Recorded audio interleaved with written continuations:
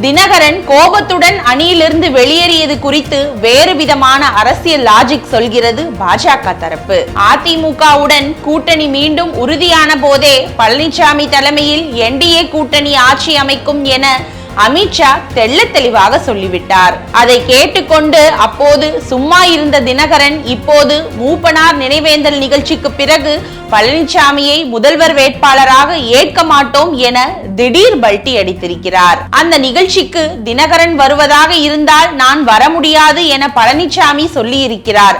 அதில்தான் தினகரனுக்கு ஈகோ. அது மட்டுமல்லாமல் தாவேகா தரப்புடனும் தினகரனும் ஓபிஎஸும் பேச்சுவார்த்தை நடத்த ஆரம்பித்து விட்டார்கள். இந்த கணக்கெல்லாம் இருப்பதால் தான் பழனிசாமியை முதல்வர் வேட்பாளராக ஏற்க மாட்டோம் என போகாத ஊருக்கு வழி தேடுகிறார் தினகரன். ஆனால் ஒன்று, முறுக்கிக் கொண்டு நின்ற பழனிசாமியை வழிக்கு கொண்டு வந்தவர் அமித்ஷா.